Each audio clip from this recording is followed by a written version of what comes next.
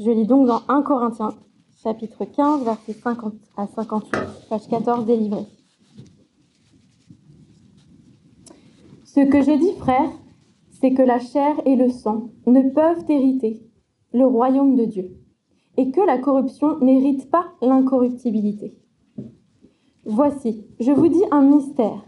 Nous ne mourrons pas tous, mais tous nous serons changés en un instant, en un clin d'œil, à la dernière trompette. Car elle sonnera, et les morts ressusciteront incorruptibles, et nous serons changés. Il faut en effet que ce corps corruptible revête l'incorruptibilité, et que ce corps mortel revête l'immortalité. Lorsque ce corps corruptible aura revêtu l'incorruptibilité, et que ce corps mortel aura revêtu l'immortalité, alors s'accomplira la parole qui est écrite. La mort a été engloutie dans la victoire. Ô mort, où est ta victoire? Ô mort, où est ton aiguillon? L'aiguillon de la mort, c'est le péché, et la puissance du péché, c'est la loi. Mais grâce soit rendue à Dieu, qui nous donne la victoire par notre Seigneur Jésus-Christ. Ainsi, mes frères bien-aimés, soyez fermes, inébranlables, progressez toujours dans l'œuvre du Seigneur, sachant que votre travail n'est pas vain dans le Seigneur. Alors, comme on se l'est déjà dit, en entrant dans le hall du cinéma, on va le faire là. Je vous propose de faire la salutation chrétienne comme elle a déjà été dite à travers des centaines d'années maintenant. L'un disait, le Christ est ressuscité, le Seigneur est ressuscité, puis les autres répondaient, ou l'autre répondait, il est vraiment ressuscité. Donc c'est sur ce genre de texte qu'on vient d'entendre qu'on le disait. Donc on l'essaye, je vous le dis. Le Seigneur est ressuscité. Il est vraiment ressuscité. Vrai, c'est-à-dire en vérité. Mais comment comprendre, et ça a déjà été un petit peu abordé par les uns et les autres, comment comprendre quand on a placé sa foi dans le Christ ressuscité, nous, on soit encore touchés par le mal, que pourtant il a pris à la croix, d'après, on a entendu cette expression-là, et comment ça se fait qu'on meurt encore? Oui, le Christ est ressuscité, vainqueur sur le mal et la mort, comme on le chante, mais je pêche encore, et je meurs encore. C'est une notion extrêmement difficile. Tu as tout de suite campé le décor au début, Yves, et il y a d'autres qui ont fait un écho de cela. On est en train de parler de quelque chose de prodigieux. Pas juste sur le retour de quelqu'un qui est mort à la vie, mais aussi de quelqu'un qui revient à la vie en n'ayant plus jamais de péché dans son cœur. Il ne fait plus jamais le mal, ni envers Dieu, ni envers lui-même, ni envers les autres. C'est tout aussi hallucinant. Et c'est tout autant un miracle. Comment ça se fait qu'on pêche encore et on meurt encore? Est-ce que ça veut dire que ce qui a marché avec Jésus, ça ne marche pas sur nous? Peut-être. Jésus, lui, est revenu historiquement de la mort à la vie. D'ailleurs, le début du chapitre, Paul le dit. Il dit, si vous voulez, vous pouvez aller voir, il y a encore des témoins. Ce n'est pas juste que Dieu l'avait dit dans les prophéties, c'est qu'il y a encore des gens vivants. Donc si ça vous pose un problème, allez les voir, ils vivent encore. Est-ce que ça veut dire que ce qui a marché pour Jésus ne marche pas sur nous? Est-ce que ça veut dire que l'espérance chrétienne, ce serait qu'une illusion? Parce qu'on ne voit pas le rapport entre ce que Jésus a traversé et qu'il est vivant de nouveau et qu'il n'a pas de péché, pas de mal en lui, et que ça ne marche pas sur nous. Est-ce que ça veut dire que c'est une illusion? Est-ce que ça veut dire que ça sert vraiment pas à grand-chose de croire, d'espérer dans le Christ? Et puis encore pire, est-ce que ça sert vraiment à quelque chose d'inviter? Alors, est-ce qu'il y a l'invitation ici? Tu nous as brandi l'invitation, voilà. Est-ce que ça vaut le coup d'inviter les gens si ce qu'on voit sur le Christ historiquement ressuscité ne marche pas apparemment sur nous? Je pêche encore, je meurs encore. Est-ce que ça ressemble à une magnifique fête, une soirée extraordinaire où tout le monde veut être parce que c'est juste the place to be, l'endroit où être? Et vraiment, tout le monde voudrait y être, mais en fait, personne ne peut y entrer. Est-ce que c'est ça, l'invitation chrétienne? Est-ce que c'est une illusion? Le chapitre qu'on est en train de lire nous rappelle que Dieu, le Créateur, qui nous a créés, qui nous a voulu, qui nous a aimés, est aussi en train de préparer toutes choses pour rétablir toutes choses. S'il a ressuscité le Christ, c'est qu'il est en train de remettre les choses à l'endroit et qu'un jour donné, il y a une autre répétition, Emma, merci d'avoir attiré notre attention sur autre, mais il y avait une autre répétition, c'était celle de soumis. Tout est chaotique, tout est sans dessus-dessous, mais à un moment donné, tout va être soumis, et soumis à Dieu. Et soumis à Dieu, le Dieu de l'ordre de la vie, le Dieu du bien, et c'est ce que Dieu est en train de faire là. Il est en train de réparer tout ça.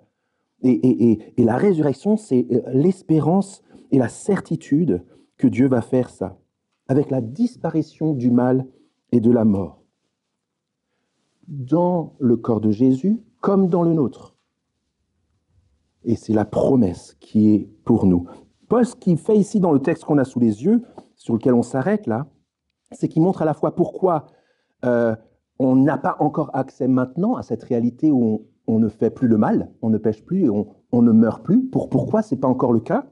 Et puis il explique aussi pourquoi notre espérance d'entrer dans la présence parfaite de Dieu, sans mal, sans mort, est vraiment une espérance solide et certaine. Il nous parle d'une réalité impossible, il nous parle d'une espérance certaine, il nous parle d'une victoire décisive, et puis du coup, il nous parle, et Yves, tu as déjà fait un teaser au début, il nous parle d'un investissement qui vaut la peine. Votre travail n'est pas vain, vous ne faites pas les choses en vain, parce que le Christ est ressuscité des morts. On revient sur l'idée de la fête, d'accord? Le grand banquet, vraiment la fête où tout le monde veut être, et vous n'avez pas le dress code pour entrer. Il y a un dress code super précis, super select, il y a une manière de s'habiller avec laquelle tous les invités peuvent entrer, mais vous ne l'avez pas. Et en plus, comble du problème, c'est que vous êtes fâché avec l'hôte, l'organisateur, le MC. Et du coup, c'est un peu la double peine. Vous n'avez pas ce qu'il faut pour vous habiller, et sans ça, vous ne rentrez pas. Et puis de l'autre côté, vous êtes fâché avec l'hôte. Et c'est la raison pour laquelle, dans notre texte, Paul dit que le MC, l'hôte, Dieu, ici, pour une fête bien plus grande que la meilleure des fêtes que tu peux imaginer, dit, verset 50, ce que je dis, c'est que la chair et le sang ne peuvent pas hériter du royaume de Dieu. Notre état actuel ne peut pas entrer dans la présence de Dieu. Et que la corruption n'hérite pas l'incorruptibilité. C'est-à-dire que le mal qui nous traverse, encore hier, encore cette semaine, j'ai péché, j'ai fait le mal, même si je n'ai pas voulu, vous aussi, ça ne rentre pas dans la présence de Dieu. On n'a pas les habits qu'il faut. C'est ce que Paul est en train de dire au verset 50 sous nos yeux. On n'entre pas comme ça dans la présence parfaite de Dieu. On n'a pas les habits pour y entrer. Et en raison d'une loi toute simple, en fait. Dans la présence de Dieu, il n'y a pas de mort. Et dans la présence de Dieu, il n'y a pas de mal. Et il y a une loi qui régit l'univers. C'est que dans la présence de Dieu, on n'entre pas quand on fait le mal.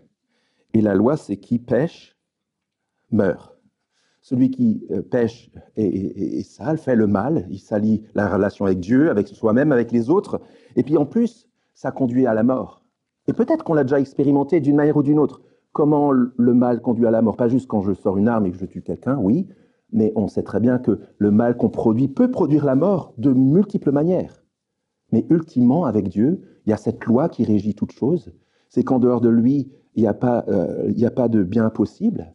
Et ça veut dire que quand on fait le mal, on ne peut pas vivre. En dehors de lui, il n'y a pas de vie. La loi, c'est qui pêche meurt. Quiconque fait le mal devrait mourir. Parce qu'en Dieu, il n'y a pas de mal. Et on n'entre pas dans sa présence si on commet le mal. C'est difficile à entendre, mais c'est ça que Paul dit en disant « la corruption n'hérite pas de l'incorruptibilité ». Encore heureux, parce que Dieu est incorruptible. Dieu est incorruptible. Et puis ce qu'il y a, c'est que quand bien même on serait concerné par le mal que nous produisons et qui conduit à la mort relationnelle, mort physique, mort à tous les niveaux, mort de l'humanité, mort de ma relation avec les autres, mort de ma relation avec Dieu, mort physique finalement, il y a quelque chose qui demeure quand même. C'est que Dieu nous a créés pour vivre avec lui. Et sa présence, il n'y a rien de mieux. La joie et le bonheur, c'est dans sa présence. Ça veut dire concrètement que quiconque cherche quand même à entrer dans la fête, même s'il sait qu'il n'a pas les habits, il a raison d'insister. Il a raison d'être entêté. Parce que Dieu nous a créés pour entrer dans sa présence. Et il a prévu ce qu'il fallait pour qu'on puisse entrer dans sa présence. Ce n'est pas juste une réalité impossible. la présence de Dieu avec nos habits actuels, c'est qu'il y a une espérance certaine. C'est ce que Paul dit juste dans la suite. Paul tourne nos yeux vers une perspective extraordinaire. Toujours dans notre exemple de la fête, là, c'est comme si vous êtes devant, vous voyez tout le monde, des gens rentrer, vous dites, mais c'est là qu'il faut être en fait, c'est là la joie, c'est là le grand banquet, c'est the place to be. Et puis un messager vient dedans, il traverse les vigiles, et puis dans mon IA, je ne sais pas qui sont les vigiles, hein. Et il vient et il vous dit, en fait, tu peux rentrer, ton contentieux avec l'autre, il est réglé, tu n'es plus fâché avec le MC, donc tu peux rentrer. Et puis en plus, regarde, il te file les habits qui vont avec. Il te file le dress code. Et toi, tu t'habilles. Et tu peux rentrer. Et les vigiles, les chiens boivent, la carène passe, tranquille. Bon, c'est une image un peu bête, mais c'est une belle image en même temps, parce que la vie avec Dieu, c'est comme une grande fête. Et d'ailleurs, la Bible utilise l'image d'un grand banquet comme pour illustrer la vie avec Dieu. C'est ce que Paul dit à partir du verset 51. Il parle de ce dress code, du fait qu'on revêt quelque chose, du fait qu'on peut voir le contentieux se régler avec le MC suprême, avec Dieu lui-même. Regardez verset 51. Je vous dis un mystère, même Paul dit, c'est un mystère. Nous ne mourrons pas tous, mais tous nous serons changés en un instant, en un clin d'œil, à la dernière trompette. Car elle sonnera, et les morts ressusciteront incorruptibles, nouveaux habits. Et nous serons tous changés. On va se changer dans un vestiaire. Il faut en effet que ce corps corruptible qui fait le mal revête l'incorruptibilité, c'est-à-dire qu'on n'ait plus le mal en nous du tout, et que ce corps mortel revête l'immortalité. Lorsque ce corps corruptible aura revêtu l'incorruptibilité et que ce corps mortel aura revêtu l'immortalité, alors s'accomplira la parole qui est écrite, la mort a été engloutie dans la victoire. Et comme le dit le prophète dans l'Ancien Testament, ô mort, où est ta victoire? Ô mort, où est ton aiguillon? La victoire avait été annoncée bien avant Jésus. La mort, excellent cette phrase, la mort a été engloutie dans la victoire. Et vous voyez ce qui se passe, c'est que Dieu fait en sorte de nous accueillir, même si nous commettons le mal. Et ce n'est pas qu'il est en train de dealer avec le mal, je vous disais qu'il est incorruptible. C'est qu'il a trouvé comment faire pour que ceux qu'il aime et qui commettent le mal, qu'il déteste, il déteste le mal, Dieu, il est incorruptible, puissent quand même rentrer dans sa présence. Dieu a prévu d'accueillir dans sa présence parfaite des hommes et des femmes gratuitement. Dieu a décidé de faire en sorte que la loi qui pêche meurt ne fonctionne pas sur nous. Dieu nous conduit à une réalité dans laquelle plus jamais, lorsque nous faisons confiance au Christ, nous commettrons le mal. Dieu fait en sorte que, parce que nous ne commettrons plus jamais le mal, la mort ne nous touchera plus jamais. La loi qui pêche meurt ne fonctionnera plus sur nous. Ça sera terminé. C'est une bonne nouvelle et ce sera la fête. C'est pour ça qu'on va manger, je pense. On va faire la fête. C'est ça qu'on va faire ensemble. Comment c'est possible? Et on devrait se poser la question, comment c'est possible? Il y a un truc qui n'est pas normal. Comment c'est possible qu'on rentre là où on ne devait pas rentrer? Eh bien, Paul nous aide à le faire avec cette expression qui suit dans les deux versets qui suivent, versets 56 et 57, sous nos yeux, l'idée de l'aiguillon, ou l'autre mot, c'est le même mot en français pour le dard d'une guêpe, le dard d'un scorpion. Et regardez ce qu'il dit juste après, il nous parle d'une victoire décisive. Avant la lecture, la question toujours de notre fête, c'est que vous apprenez que si vous avez pu rentrer, c'est parce que l'autre a décidé de vous pardonner totalement le contentieux que vous aviez. Ça peut être de l'argent, m'en parlez pas. Ça peut être d'autres choses, vous l'avez fâché, il vous a pardonné. Et même, vous apprenez que si vous avez les habits et le dress code qu'il faut pour rentrer dans la fête, c'est pas juste qu'il a été dans sa garde-robe parce qu'il en a 36 000 de ses habits, c'est qu'il a demandé à son fils de prendre ses habits à lui et de vous les donner. C'est ce que Paul est en train de dire. En fait, c'est l'espérance chrétienne. Pourquoi pouvons-nous rentrer dans la présence du Dieu qui est entièrement parfait, en qui il n'y a pas de mal, pas de mort? Parce qu'il nous donne les habits parfaits de son Fils. Et la croix du Christ, c'est rien d'autre que Dieu le Père qui dit au Fils, déshabille-toi. Donne ta justice, donne ta beauté, donne ta vie pour ceux que je voudrais avoir avec moi. C'est une image, cette image de la fête. Mais une fois de plus, je répète, la vie avec Dieu est une fête. Et c'est la fête où tu voudrais être. Parce qu'il n'y a pas de mal dans cette vie-là. Il n'y a pas de mort, il n'y a pas d'injustice. C'est pas une vie éthérée où on s'assoit sur un petit nuage comme les bisounours et on chante avec des lyres. C'est pas ça le ciel, le paradis, la présence de Dieu, même le spirituel que tu lisais, Hélène, et puis aussi Emma. Ce qui est spirituel, c'est quelque chose qui est dans la matière, mais qui est complètement transformé et embelli par Dieu dans la matière. C'est pas du tout qu'on va devenir juste des esprits.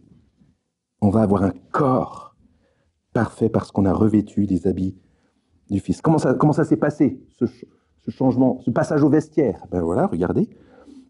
Il explique pourquoi, comment ça s'est passé. L'aiguillon de la mort, le dard, pique.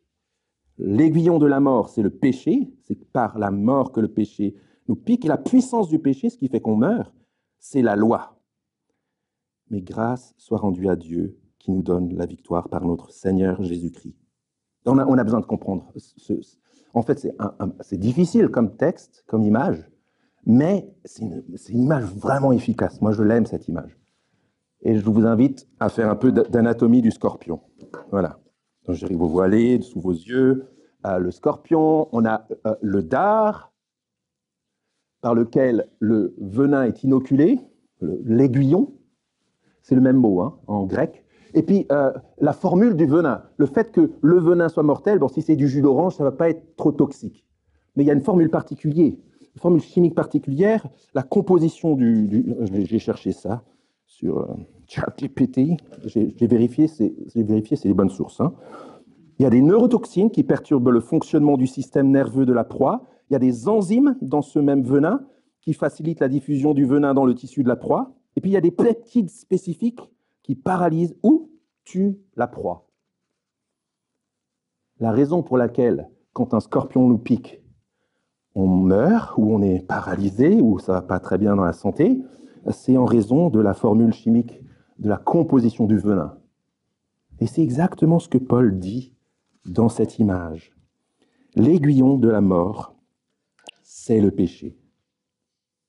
Le dard qui nous pique, lorsque le péché nous environne, c'est la mort. L'aiguillon de la mort, c'est le péché. Et puis, ce qui fait la puissance, ce qui fait que ce n'est pas du jus d'orange, mais que c'est toxique et mortel, le péché.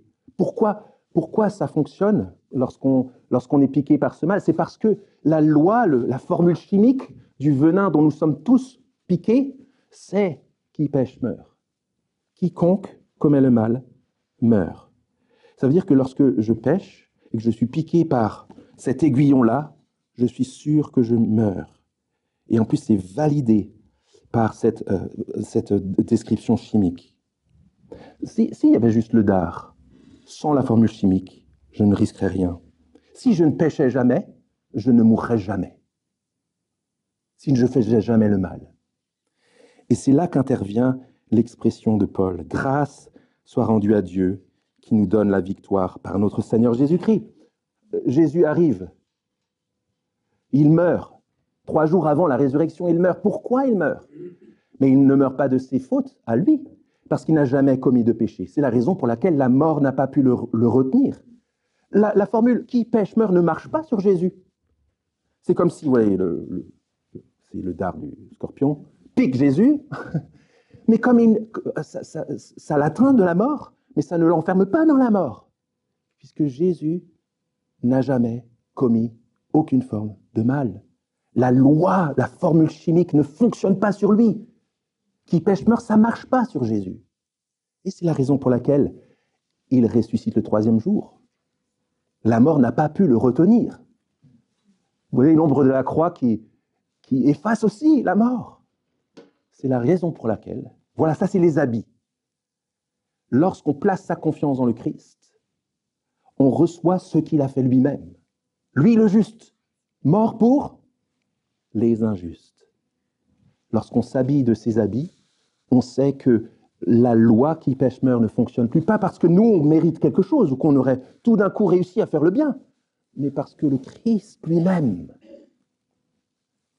a été dans la mort sans commettre le mal. Et du coup, la mort n'a pas pu le retenir. Et c'est la raison pour laquelle Paul s'exclame.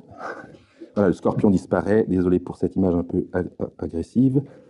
Grâce soit rendue à Dieu, qui nous donne la victoire par notre Seigneur Jésus-Christ. Tu as les habits, tu as le pardon, parce que Dieu a décidé de ne pas regarder au mal que tu as fait, qui mériterait la mort, il décide de regarder à la perfection du Christ. Et comme tu as les habits du Christ, comme tu as été revêtu, il a voulu t'habiller par la justice du Christ, tu peux rentrer. Bienvenue dans la fête. Bienvenue dans la présence de Dieu. C'est une victoire décisive. Et ça nous conduit à un dernier mot. C'est cette conclusion si encourageante. Regardez la fin. Du coup, ainsi, à partir de tout ce qu'on a vu dans ce chapitre, mais aussi à partir de ce qu'on a vu dans ce passage, mes frères bien-aimés, ne vous découragez pas, ne vous dites pas, purée, j'ai encore fait le mal, Dieu va encore me mettre à la porte de la fête. Ne vous dites pas, je meurs encore, ça veut dire que je vais toujours mourir, et puis que la mort a peut-être de la puissance sur moi. À cause de ce que Dieu te donne dans le Christ, à cause de ce que Dieu vous donne dans le Christ, soyez fermes, inébranlables, progressez toujours dans l'œuvre du Seigneur, sachant que votre travail n'est pas vain dans le Seigneur. En d'autres termes, le Seigneur est ressuscité. Merci beaucoup. Donc, notre espérance, notre travail, tout ce qu'on fait à l'intérieur de cette réalité-là, même si nous commettons encore le mal, même si nous mourrons encore, c'est pour un temps déterminé. Le compte à rebours de ce monde pourri a commencé. Le Christ va revenir, nous l'avons chanté. Et à ce moment donné, ce monde atteint par le mal va disparaître. À ce moment donné, nos corps traversés par le mal vont être transformés. À ce moment donné, nos vies et nos cœurs, nos corps touchés par la mort, vont connaître une vie sans mort. La loi qui pêche meurt ne fonctionnera plus sur nous. Donc 3, ça vaut la peine.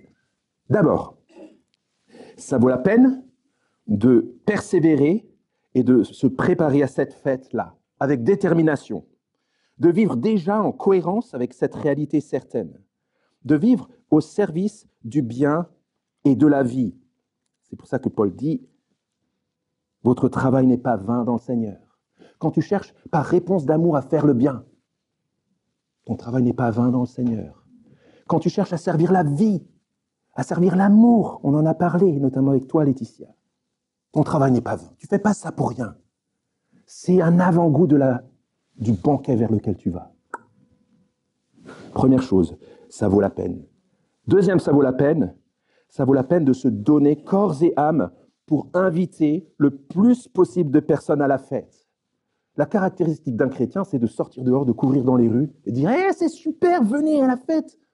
L'espérance chrétienne, c'est pas du pipeau, c'est pas une illusion. Le Christ est vraiment ressuscité. Et la vie qui arrive, c'est la vie vers laquelle nous avons tous été créés, pour laquelle nous avons tous été créés. Le travail ici, quand tu parles à tes voisins, à tes collègues, à tes amis, à tes proches, à tes ennemis, de la beauté que Dieu offre en Jésus-Christ, ça vaut la peine de le faire. Ton travail n'est pas vain. Et troisième, ça vaut la peine. Je ne sais pas si des personnes ici ne se présenteraient pas forcément comme chrétiens, comme ayant envisagé l'option Dieu dans leur vie, mais ça vaut la peine d'envisager la fête, de prendre au sérieux l'invitation.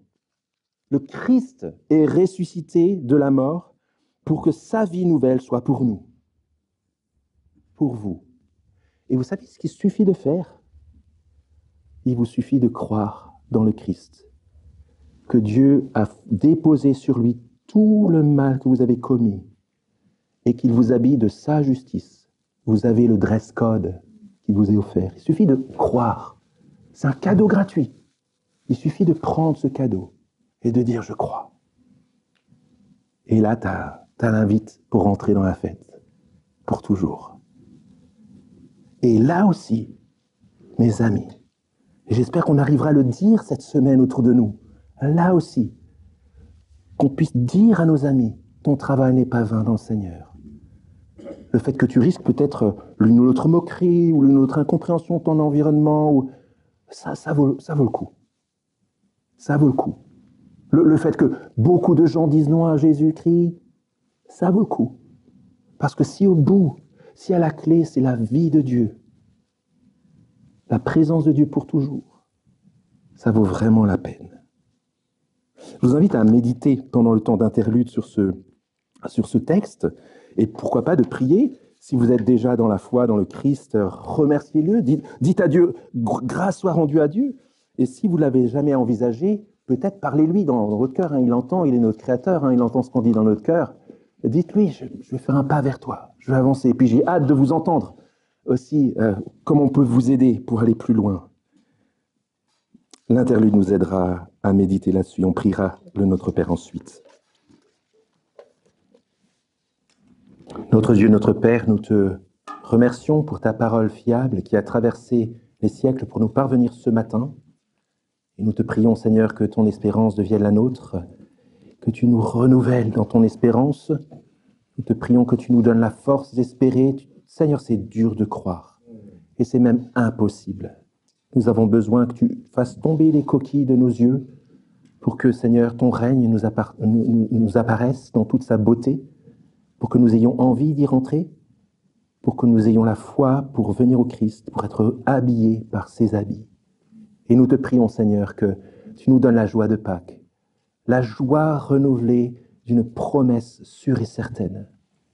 Nous te prions, Seigneur, que tu déposes cette graine d'espérance dans le cœur de celles et ceux qui, autour de nous, peinent à croire. Nous te demandons que tu veuilles te révéler à eux. Nous te prions que tu les sauves du mal et de la mort. Nous te prions que tu étends ta main et que tu leur donnes le carton d'invitation pour la fête éternelle avec toi. Et c'est pourquoi nous voulons te prier, Père, cette prière que ton Fils nous a apprise, qui est un avant-goût de ce royaume. Notre Père, qui es aux cieux, que ton nom soit sanctifié, que ton règne vienne, que ta volonté soit faite sur la terre comme au ciel. Donne-nous aujourd'hui notre pain de ce jour. Pardonne-nous nos offenses, comme nous pardonnons aussi à ceux qui nous ont offensés, et ne nous soumets pas à la tentation, mais délivre-nous du mal, car c'est à toi qu'appartiennent le règne, la puissance et la gloire pour les siècles des siècles. Amen.